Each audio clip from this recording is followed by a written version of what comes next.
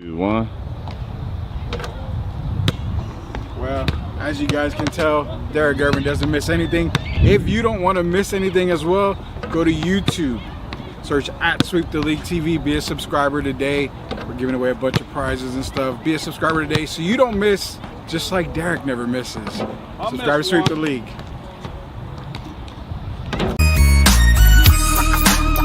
Hey, this is George Iceman Gervin, and you're listening to Sweep the League Radio.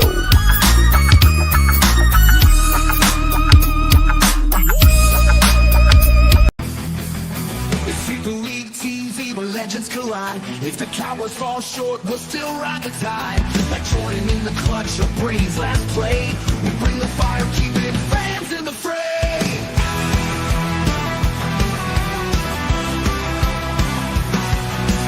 Gio and Marie calling the shots. With Barrett coming straight Hall of Fame thoughts. So hit that subscribe, don't sit on the bench. Get in the game, every highlight's intense. The live stream's on till your friends don't delay. Like Kobe in the fourth, we're here to play. Sweep the League TV, where greatness resides. From the pods at the drive till the halls on the rise. We're all in on sports, NBA, CFB, and more for fans. Live fans, it's the show you'll adore.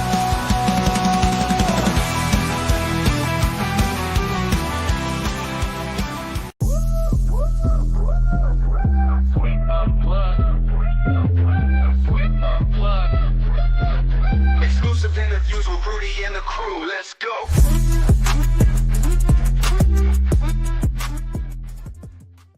Hey, what is up, everybody? It's a Sweep Unplugged live edition. If you remember, we did our first live Sweep Unplugged with Chuck Vans. We got a very special guest tonight. Again, Sweep Unplugged is more like a 20, 30-minute show, usually the pregame show before we get Sweep the League TV going at 9 o'clock with myself and Derek Irvin. Let's not waste any time. We got a massive guest tonight, and he's using the Megatron.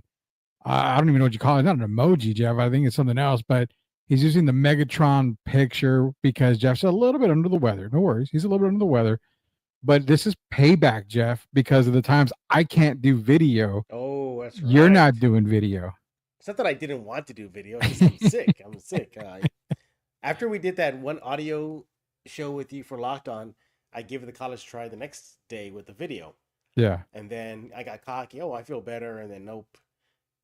Today's episode of Locked On Spurs was all audio, but I'm kind of coming out of it. I think by tomorrow I should be up to at least 80% recovered. You know what it is? I just want to go back to the gym. I've been 3 days away, and that's not like me. That's not like me at all. Help me with your gym workout. What is the normal Jeff Garcia gym workout?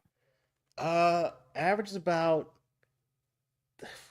3 to 4 days straight of weights, and then that fourth or fifth day, a cardio day where I just go and just stay away from the weights as much as I can because I get tempted, and do about an hour 15 of cardio. Now that's a mixture. That could be treadmill, walking uphill, at a high pace, or jumping on the Stairmaster, and then the rest day, and then restart again.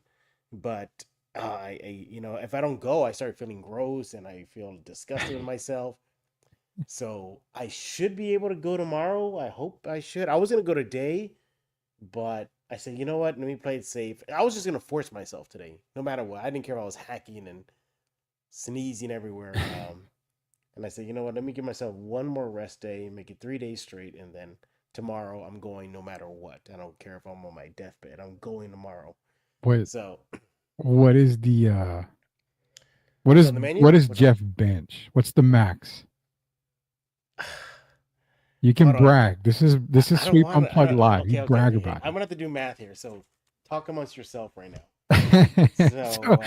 So he's probably got 550 on one side, 550 on the other side. I'm doing the math right now. That's 1100. Okay, so I already got my base right there. Then I do another there. So. Oh my God! Holy smoke! That can't be my max. There's no way. What's the max weight that you're benching right now? Right now, according to my math figures here, I'm at 250. Are you serious? I'm around 230, 250. How's that? I'm playing with that. So basically, you're benching me And you're if Yeah, I'm on the what the hell you call it? I don't even know. I haven't lifted the weights bench in press. Yeah, forever. the bench press. You're right. Yeah, the bench press. So you're basically benching me. Holy cow, man. I could pop it up about 5 times. 5. So if you were in the NFL combine and you know how they have to do the bench press, Yeah.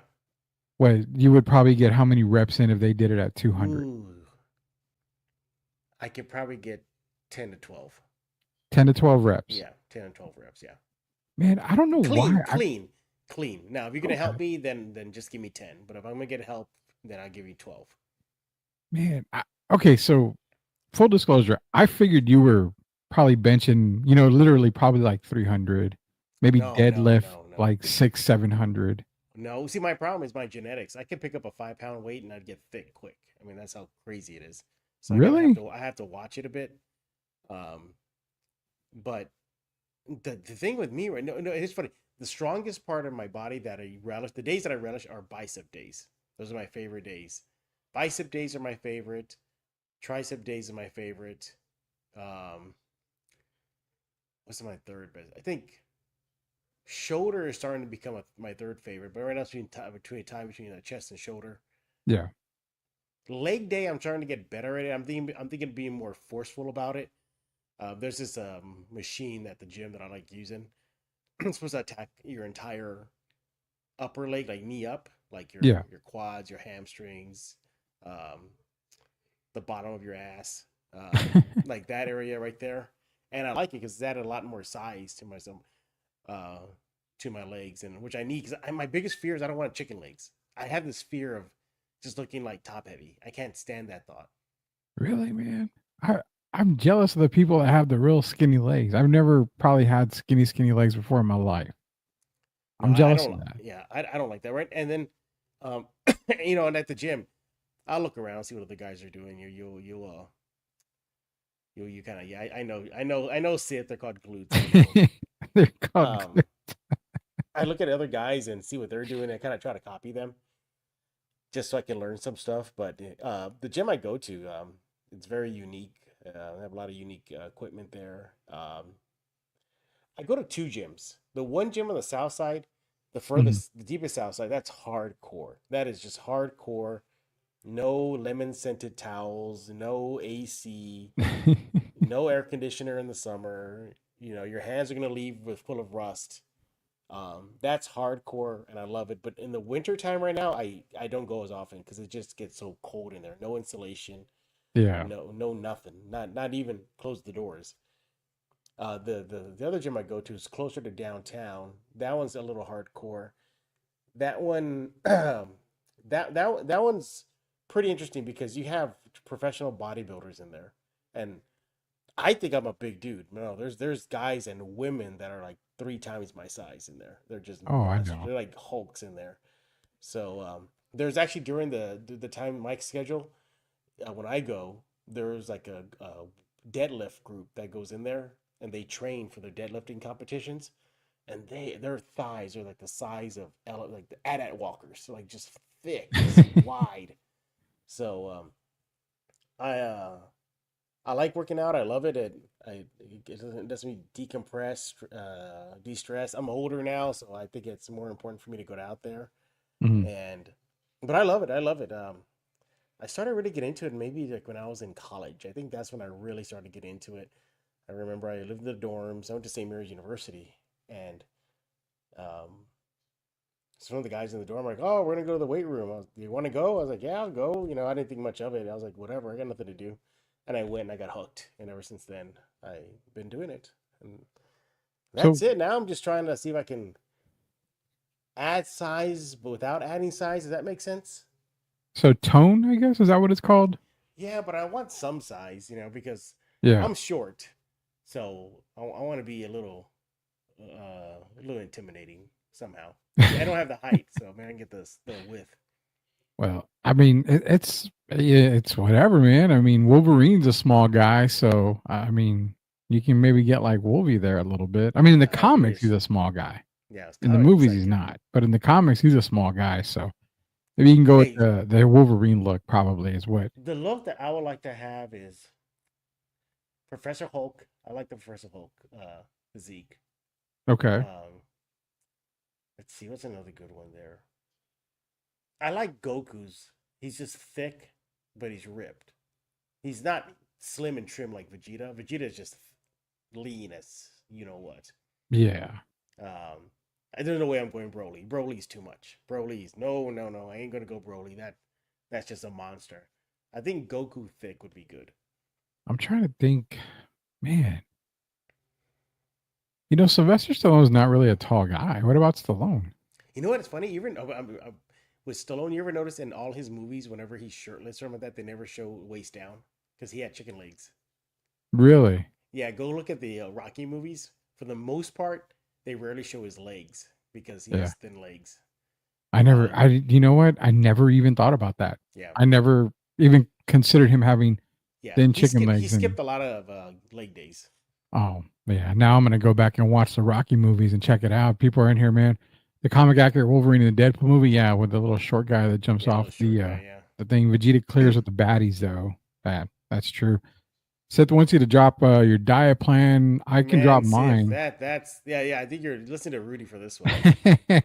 So, to be honest, people don't like counting calories. That's kind of what I did, but instead of counting the calories, I just got rid of the bad stuff. So, I haven't had Mexican food, like a Mexican food meal, basically at a restaurant or anything.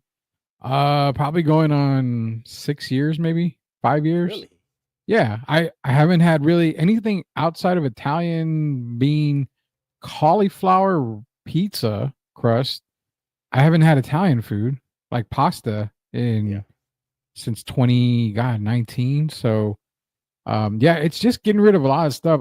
I just introduced bread back into my diet, but not white bread, just the little healthier breads like wheat bread every now and then. But even, like I don't get burritos anymore at Chipotle, it's all straight bowls. So it's really just cutting out the things that make Mexican guys happy. And that's the carbs. That's the thing, guy.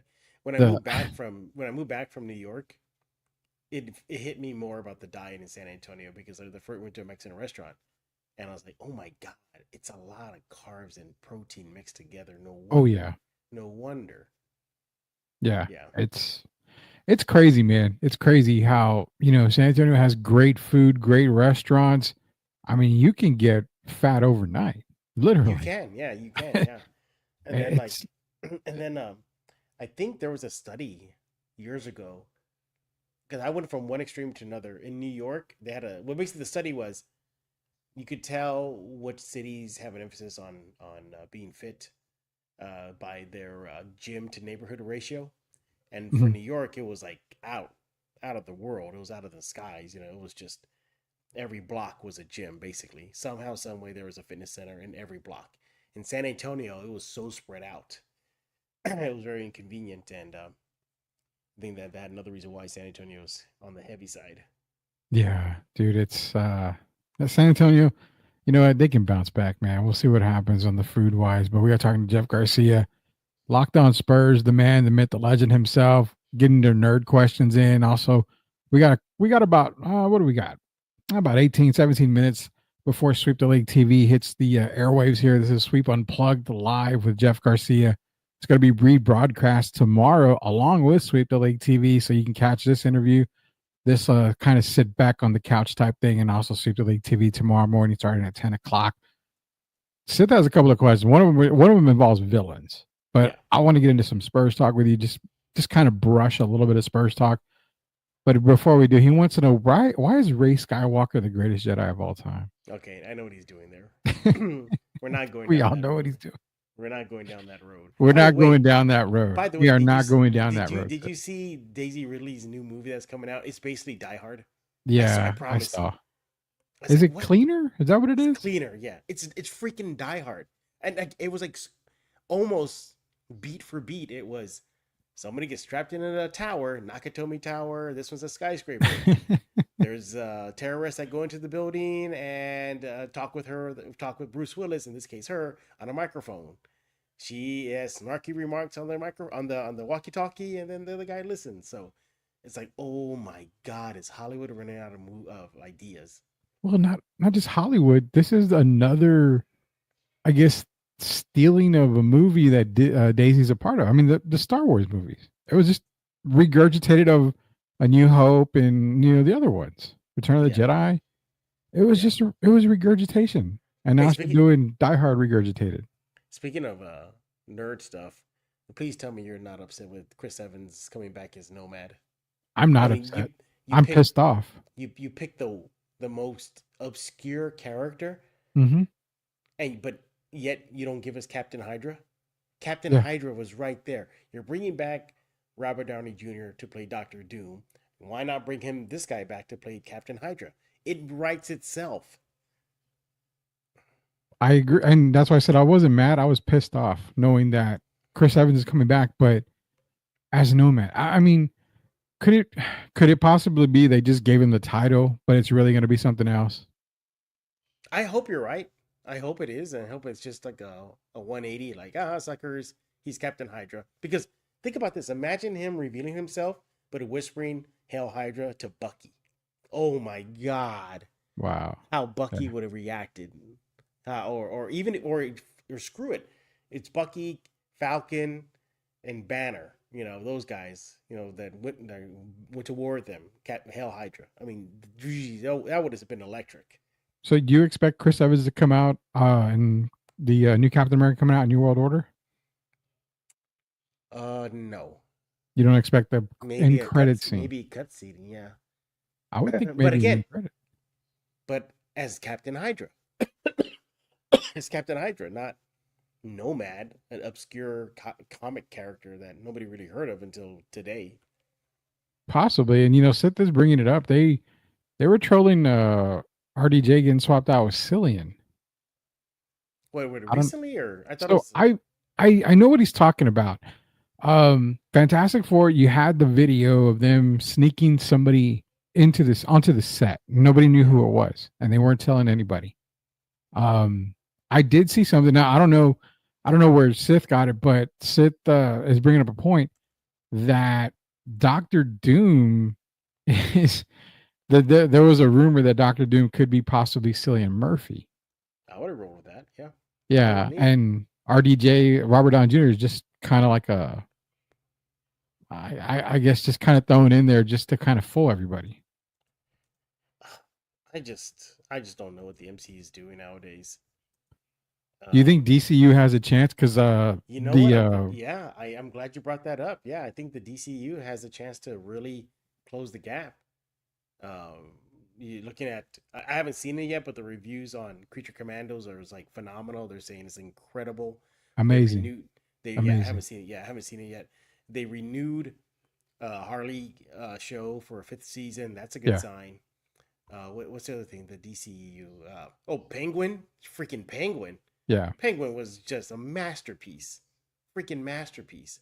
But they Yeah. haven't done it really in the big screen. Although I still am upset with the naysayers that poop on Man of Steel. Man of Steel was not a bad movie. Go back and watch that film. It is actually a really good movie. good movie. Yeah, I can understand why people will crap all over it though. I mean, Yeah. it's I don't know. I mean, good movie, good story, good start. But you don't feel Man of Steel was missing something? No, I felt like it was. not at all. No, I think Hmm. we got a different take ish. Well, let's put it something we never explored before in a Superman movie, which is the tear or the pull he had between two fathers. We Yeah. had that. We had Earth Father saying, "No, chill out, keep it to yourself." These people on Earth, they'll hunt you down, they'll experiment on you. You'll be an outcast. And then at the same time, he has his biological father saying, "What are you doing? No, you're here for good. Get out there. Show these people the way." So I love that. I love the fact that you had a villain Zod that you kind of understood a bit. I mean, was Zod really wrong? He just wanted to preserve his culture, his heritage. I mean, sure, he went about it the wrong way, but that was his goal. He was just born to be that way, and he was just carrying out his wish to preserve his people. That's it, his people's culture, and it was just buried in Superman, the Codex. So there's that. Man. I thought the fight scenes were good. I Yeah. thought, I thought, I mean, they could have done better CGI on it, but overall, I thought it was a great movie. The ending, I think the ending is one of the best endings in any DCU movie. I mean, Do that those ending is people just, die? yeah, the carnage everywhere. I thought that, I mean, for the most part, I thought they did a good tie-in with Batman versus Superman, why Batman got triggered. Yeah. But the ending is great. The exchange between him and Lois is welcome to Earth. I thought that was awesome. Welcome to the planet. I thought that was awesome. So I always thought that Man of Steel should have given a lot more credit. Also, too, and I get a lot of knives pointed my way for this take. I think Solo was actually a good movie too. It wasn't as bad as people think it is. I Okay, so you may get knives thrown at you for that or pointed at you.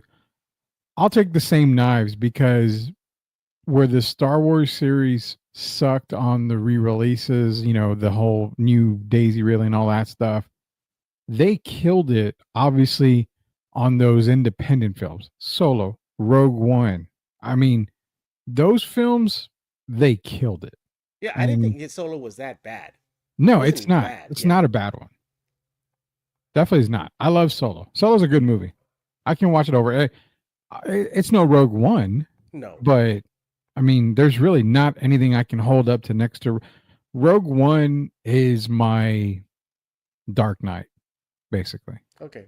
Because how many Star Wars story movies have we had? We had Rogue One, Solo, and that's it, right? We haven't had those one-off movies, right? Yeah. I think it was just those two. That's it. Yeah. Um, yeah, No, because that it's was it. just Solo. It's Solo and Rogue One. Everything else was, The a Skywalker series. Now, family. Yeah. let me answer JD real quick. JD's in here. What's the combo? We're talking Marvel with Jeff Garcia from Locked On Spurs. It's a Sweep the League Unplugged live edition, JD. So Sweep the League TV is going to be on at 9 o'clock with myself and Derek. So this is kind of just a pregame type thing that we do every now and then with Sweep Unplugged. So yeah, I'm going to get you on a Sweep Unplugged live. So don't worry about that, JD. We're going to do a live show with you on this. But I think basically it's this where I don't think this is my question. You have Rogue One, which you of all people put Rogue One Yes, above Empire. way up there. I don't know how high. I I mean, have above Empire. okay, so number two, Empire. I'm saying, where do you put Rogue One on the Oh, list? number one. Okay, my list is Empire one. I'm sorry. Do it. Rogue One one, Empire two. Okay. So here's my question now. I mean, what edged out Rogue One for me over Empire was Vader's murder scene. That where he just goes ballistic.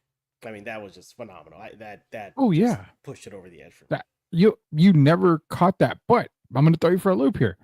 Where you have Rogue One, I have Rogue One 1A because 1B is Kenobi.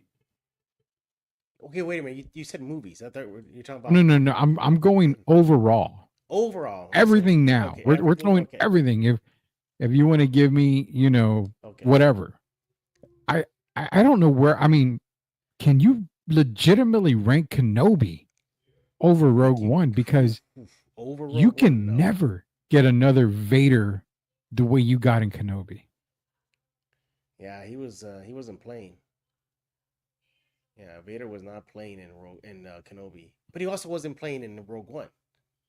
No, but we only got a glimpse of him in Rogue One. In Kenobi, you saw him bring down an entire ship.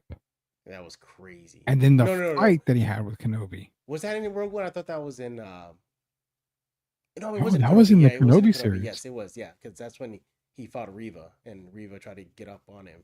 Yeah. Yeah. And then he fought Ben at the end where, Ben basically tore his mask in half. Yeah. I mean, when you're talking Star Wars, man, could you imagine that being our introduction to Star Wars back in the day with Return of the Jedi and Empire Okay, and so Hope? we're gonna do everything, Rudy. If we're gonna do everything, okay, then Jeez. I'm gonna go with number one, Rogue One. What pushed it over the edge for me is Vader murder scene. That just took my breath away. I was in the theater, my mouth just dropped. I couldn't believe what I was seeing. They gave Vader his balls back. Everything which you wanted out of him. And Yeah. also, what pushed it over for me, I think Rogue One has the greatest space battle. I know they're gonna say Return of the Jedi. No, I'll give No. you Rogue One. Rogue One has the greatest space battle Yeah. in all of the movies combined, and you got a lot of different things. We finally saw a droid in a blaster fight. I thought that was cool. Mm-hmm. We saw how the hole in the Death Star came to be. I thought that was cool. So I think it was just great at all. Even the Battle of Scarif was great. So I'm Yeah. gonna go number one. That number two, I'm gonna go with the Clone Wars micro series. Wow. The I Clone forgot Wars about that. micro series, not the Clone Wars series that everybody grew. The Cartoon Network small little snippet Clone Wars. Mm-hmm. That, in my opinion, always should have been episode 2. I Yeah. think you could have done away with Attack of the Clones. Started off Phantom Menace, then jump to the micro series, and then go to Revenge of the Sith. You could have done away with Attack of the Clones. Yeah. Man, it's crazy. Now all we need is Knights of the Old Republic. That's it. That's the last one we need. Although I still think, and I've been pitching this idea, I think another good idea would be a Saving Private Ryan, but Stormtrooper style. Really? I think, yeah, kind of a Saving Private Ryan, but just a focus on the Stormtroopers. Huh. Like a squad, something like that.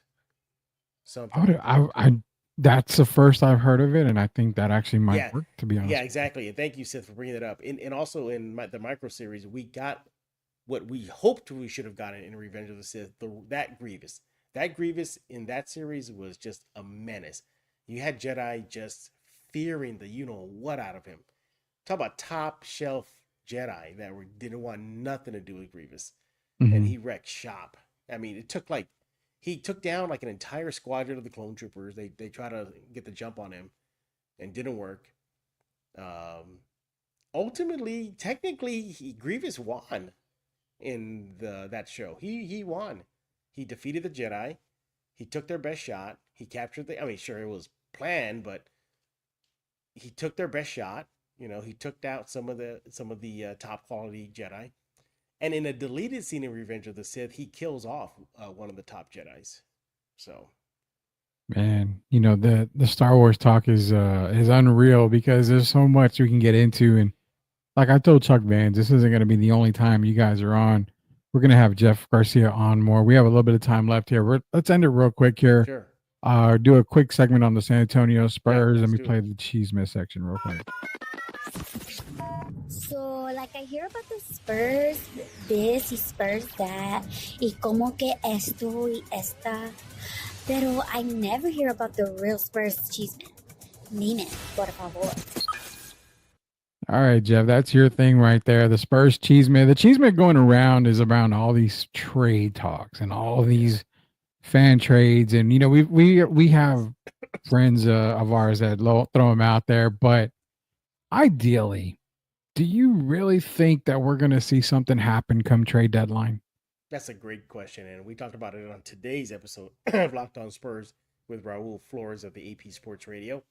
We've gone to agreement that they probably won't do anything. The only situation where I think they will do something is if a play-in is within reach, like they legit have a shot, then maybe they push it to get this young team into that situation. But even then, I don't think it'll be a major move. Everybody, in the show, me and Raul, we both agreed, and you too, Rudy, you've been on Locked On Spurs many times. Yeah. That the moves will be made this summer. Yeah. The major moves, the major big ones.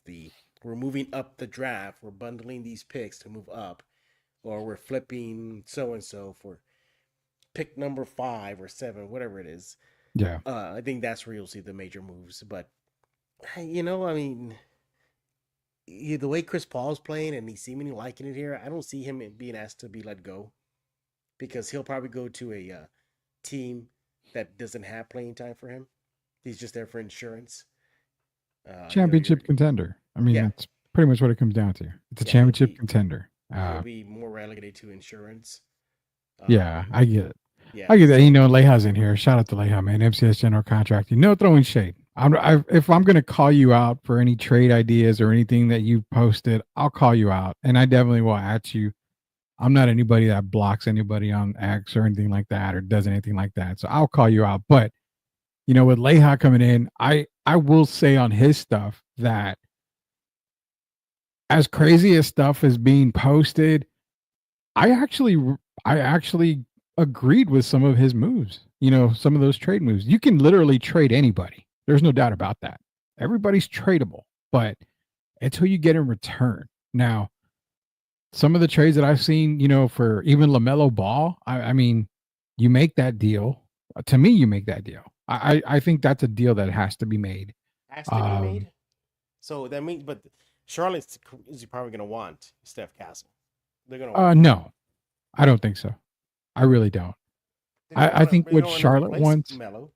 Well, no, I mean, you can say they got Steph a lot of Castle. wings already. They got Brandon Miller. They got a couple other wing guys out there. What's Cody going to do? But I don't think they would. I mean, to be honest, I think at this point Charlotte is looking probably building around Brandon Miller, so they would probably want more picks than anything, and that's something the Spurs have a lot of. Now, the person I think they would more interested in rather than Steph Castle would possibly be a Keldon Johnson, would possibly be a Devin Vassell, or possibly a Jeremy Sohan, because you've got to pair people around Brandon Miller. So I think point guard is a great, you may think, well, Steph Castle has to go to LaMelo, for the Hornets for LaMelo Ball. I really don't think so, because in Steph Castle, you're getting a younger player where you can go draft somebody with the picks you get from the Spurs, and you just want some veteran help is really all you want. So with Leha in the house right now. I think he's in the house, right? Yeah, he's there. What are your thoughts on this? Looking back, hindsight 2020, should the Spurs have pulled the trigger for Trae Young, considering how he's playing this season? For me,